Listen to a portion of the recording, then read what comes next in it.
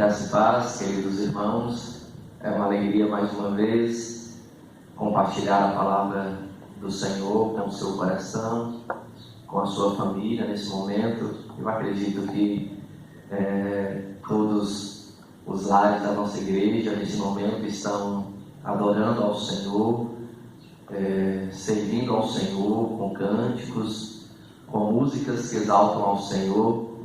E depois desse tempo de adoração, através de cânticos, nós vamos continuar adorando ao Senhor através da leitura da sua palavra, da exposição da sua palavra. Que nessa noite o Senhor possa, meus queridos, falar aos nossos corações, e que o nosso desejo é ter a nossa vida transformada. Que o Senhor coloque temor em nossos corações diante da sua palavra, para que não sejamos meramente ouvintes, mas que sejamos praticantes daquilo que o Senhor nos conduzir a entender nesta noite, para que possamos viver uma vida que agrada a Deus. Gostaria de meditar com os irmãos no livro do profeta Jeremias, capítulo 18, a partir do versículo 1. É um texto muito conhecido, acredito que por todos, e nesta noite o Senhor tem verdades e princípios que nós podemos aprender e colocar em prática em nossas vidas. O profeta Jeremias, capítulo 18, a partir do verso 1, diz o seguinte: esta é a palavra que veio a Jeremias da parte do Senhor. Vá à casa do oleiro e ali você ouvirá a minha mensagem. Então fui à casa do oleiro e o vi trabalhando com a roda. Mas o vaso de barro que ele estava formando estragou-se em suas mãos, e ele o refez, moldando outro vaso de acordo com a sua vontade. Então o Senhor dirigiu-me a palavra: ó comunidade de Israel, será que eu não posso agir com vocês como fez o oleiro? Pergunta o Senhor. Como barro nas mãos do oleiro, assim são vocês nas minhas mãos, ó comunidade de Israel. Então essa palavra foi para o povo de Israel naquele tempo, e uma coisa que nós temos aprendido, irmãos, é que hoje nós somos o novo Israel de Deus. Ou seja, essa palavra também é para a minha vida e para a sua vida nesta noite. Vamos orar. Deus, obrigado pela tua palavra, que o Senhor possa falar aos nossos corações através dela, meu Pai, transformando as nossas vidas e nos fazendo a cada dia mais parecidos com o Senhor Jesus. É em nome dele mesmo que oramos. Amém e amém. Irmãos, o contexto histórico do livro de Jeremias e o contexto histórico desses versículos no capítulo 18 do seu livro, irmãos, é de uma realidade muito triste. É de uma realidade em que o povo de Israel havia se afastado do Senhor, em que o povo de Israel havia abandonado o Senhor. Jeremias, irmãos, é popularmente conhecido e chamado de profeta chorando. Não é porque Jeremias dava birra, não, é porque Jeremias, irmão, chorava diante de Deus pelo povo que ele amava. É como se fosse um pastor, um líder, em que via a situação degradante de toda a nação, e ele, não conformado com aquilo, buscava a intervenção de Deus para mudar a realidade do seu povo. Nesse capítulo 18, o povo de Israel, no caso Judá, ainda não tinha sido levados, irmãos, para a Babilônia como cativos, como escravos. Mas Deus, irmãos, já havia falado para Jeremias que isso ia acontecer. E aquilo causava muita tristeza no coração do profeta. Nesse contexto, algumas coisas estavam acontecendo. O que, pastor? Primeiro, muitos reis que foram levantados para conduzir o povo haviam abandonado o Senhor. Os sacerdotes, irmãos, que eram os responsáveis por conduzir o pecado do povo até Deus, estavam também se corrompendo. Os profetas, que eram os responsáveis de Deus diante do povo, também estavam se corrompendo. Então o povo de Israel estava completamente afastado do Senhor, afastado da sua palavra. Então foi nesse contexto, irmãos, que Deus levantou o profeta Jeremias a descer à casa do oleiro, e ali naquela visão ele estava mostrando o que ele poderia, o que ele seria capaz de fazer com a nação de Israel. Inclusive no versículo 6, o Senhor, depois daquela visão de Jeremias, o Senhor diz a ele: Jeremias, acaso eu também não posso fazer isso com a nação de Israel, como esse oleiro fez com esse vaso? Então, irmãos, ali naquela olaria, Jeremias viu o oleiro trabalhando sobre as rodas, moldando o barro e fazendo dele um vaso novo. Então, o texto fala que o vaso que estava nas mãos do oleiro se estragou, quebrou. Então, irmãos, e o oleiro, ao invés de pegar aquele vaso que havia rachado e quebrado e jogado fora, ele não fez isso. A Bíblia diz que ele fez outro vaso de acordo com a sua vontade. Então, esse episódio, irmãos, nos ensina algumas lições preciosas.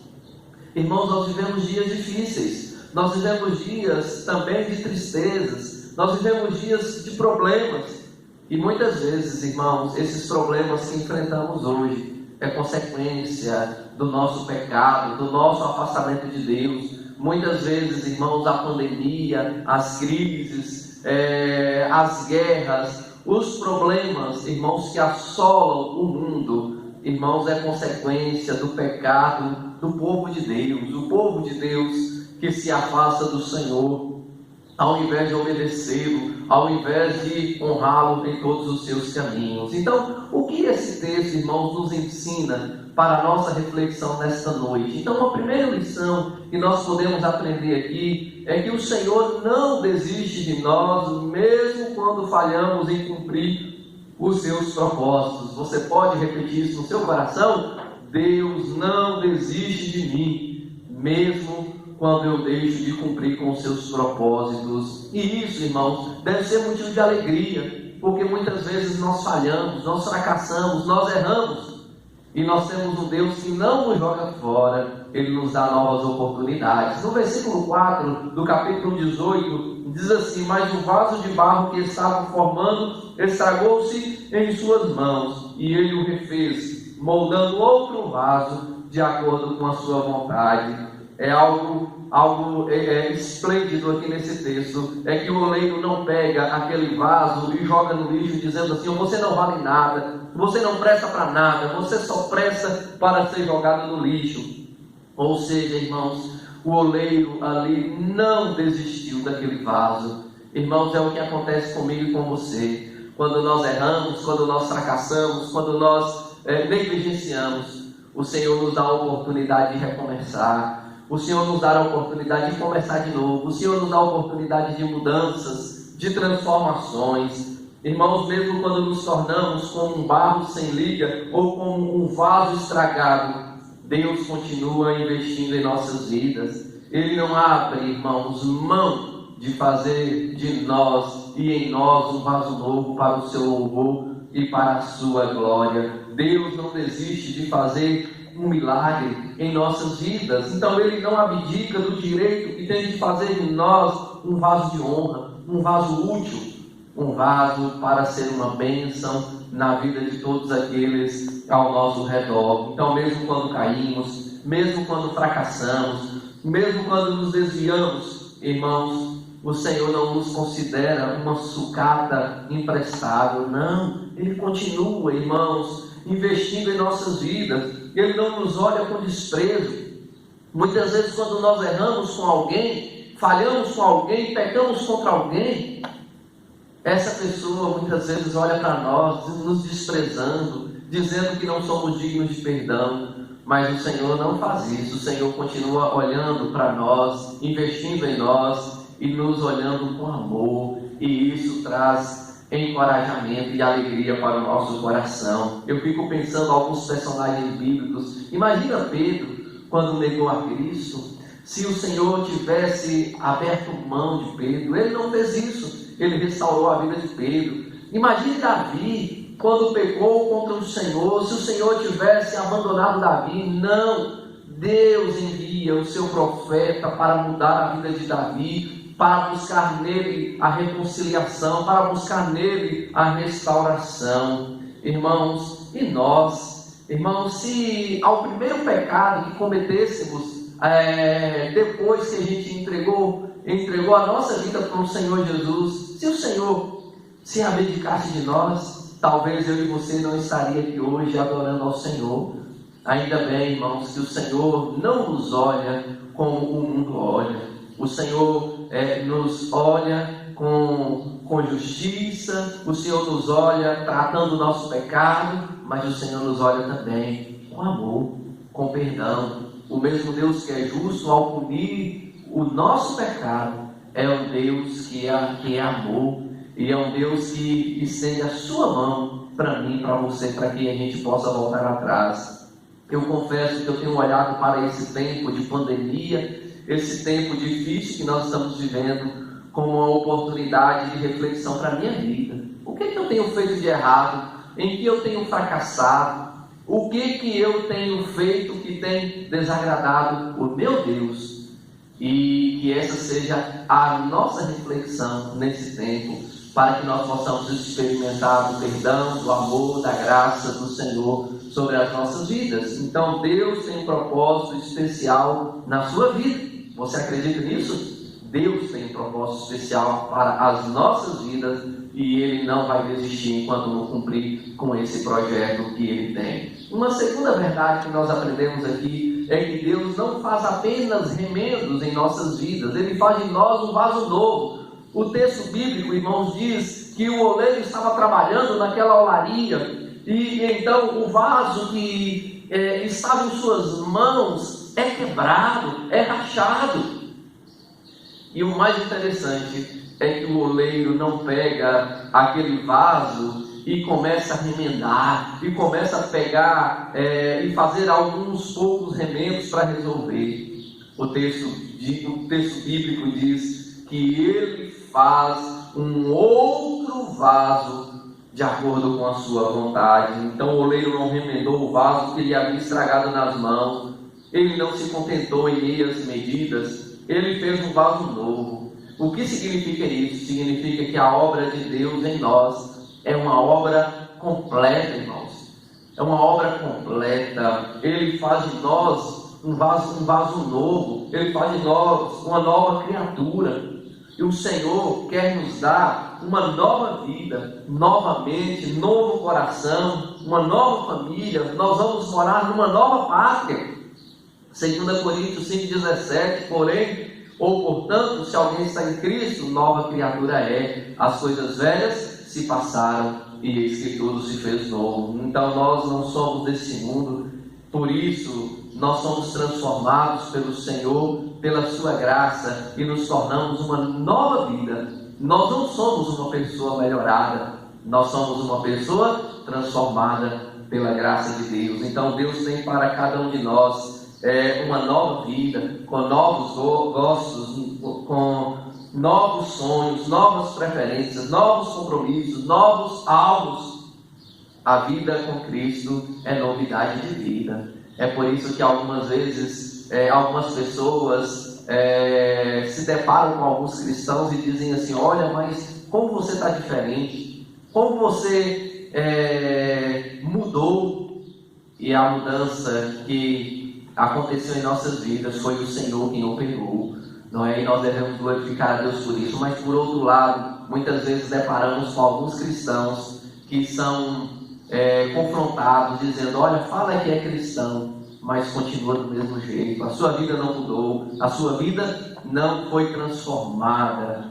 Meus irmãos, a obra de Cristo em nós é um milagre extraordinário. Nós estávamos caminhando para o inferno, e o Senhor agora nos transportou para o reino da sua luz. Portanto, devemos despojar-nos dos trapos da murmuração, da imundície e do pecado, e devemos revestir-nos de vestes de louvor. Devemos largar para trás o espírito angustiado, e devemos nos encher do óleo da alegria que vem do Espírito Santo de Deus para as nossas vidas. Mas uma terceira e última verdade que nós aprendemos nesse texto é que o Senhor faz de nós um vaso novo de acordo com a sua vontade e não com a nossa vontade. O interessante é que quando o vaso se estraga, o oleiro faz um vaso novo. E o texto bíblico é muito claro quando diz, na parte final do versículo 4, e ele o refez moldando outro vaso de acordo com a sua vontade. Ou seja, irmãos, a obra de Deus em nossas vidas é de acordo com a sua soberana vontade, não com a nossa vontade. Imagina, irmãos, se o Senhor obedecesse todas as nossas vontades. Imagine se o Senhor fizesse conosco todas as nossas vontades. Alguém certa vez disse que isso seria um crime, porque muitas vezes nós queremos que o Senhor faça em nós algumas coisas, irmãos, que não é aquilo que nós precisamos e não é aquilo que é bom para nós. É por isso que devemos nos contentar com a vontade de Deus. Paulo, escrevendo aos Romanos, no capítulo 12, ele diz que a vontade de Deus é boa, perfeita e agradável. Então, irmãos, Deus fez do vaso que ele havia estragado nas mãos um vaso novo, segundo bem lhe pareceu. Irmãos, Deus sabe o que é melhor para nós. Ele tem o melhor para nós. A vontade de Deus, irmãos, e não a nossa, deve prevalecer. O querer de Deus e não o nosso deve prevalecer a cada dia. É triste ver essa nova doutrina humanista, onde um homem é Senhor e Deus se torna servo. Deus diz para o homem diz para Deus, na verdade, o que Deus deve fazer, não é? E muitas vezes a gente percebe pessoas determinando: Deus, o Senhor tem que fazer isso, eu determino, o Senhor tem que fazer. Então o homem determina e Deus se coloca em posição de servo, que deveria ser a nossa posição, para nos obedecer. Então o oleiro divino que molda a nossa vida é o mesmo que espalhou as estrelas do firmamento e que lançou os fundamentos da terra. Como nós vamos falar para Deus o que Ele tem que fazer em nossas vidas? Então, o seu projeto eterno é transformar-nos à imagem do Rei da Glória. Então, nunca devemos esquecer essas verdades, irmãos, que aprendemos nesta noite. Primeiro, Deus não desiste de nós, mesmo quando falhamos em cumprir os seus propósitos. Segundo, Deus não faz apenas remendos em nossas vidas, Ele faz de nós um vaso novo. Terceiro, o Senhor faz de nós um vaso novo, não de acordo com a nossa vontade, mas de acordo com a vontade dEle. Ele nos predestinou para que sejamos conforme a imagem do seu Filho. Deus jamais desistirá desse projeto e os planos do Senhor jamais serão frustrados. Mas, irmãos, o Senhor, Ele busca em nós, o Senhor requer de nós submissão completa a Ele. Que nesse tempo, irmãos, seja um momento de reflexão para mim e para você, para que possamos repensar como anda a nossa vida com Deus e que estejamos abertos às mudanças que o Senhor deseja fazer em nossas vidas, a transformação que o Senhor deseja operar em nossos corações. Que nós sejamos melhores, que a nossa família seja melhor, que a nossa igreja seja melhor, para a glória do Senhor e transformados pelo Senhor. Que Deus te abençoe, que Deus te guarde, que Deus faça prosperar os seus caminhos a cada dia e que a graça dele seja derramada de maneira abundante sobre a sua vida e sobre a sua família. E nesse momento eu desafio você, como uma forma de oração, não é? Cantar aí juntamente com a sua família, com o grupo que está reunido na sua casa, aquela canção que diz: Senhor, eu quero ser um vaso novo, eu quero ser, Senhor amado, como um vaso nas mãos do oleiro, não é? Vamos cantar essa canção agora. Eu não vou cantar aqui, mas nós vamos cantar aí na nossa família, no grupo que a gente tiver reunido, como uma forma de oração. Mas eu quero orar também pela sua vida e orar por nossas vidas nesse momento. Deus, obrigado pela tua palavra.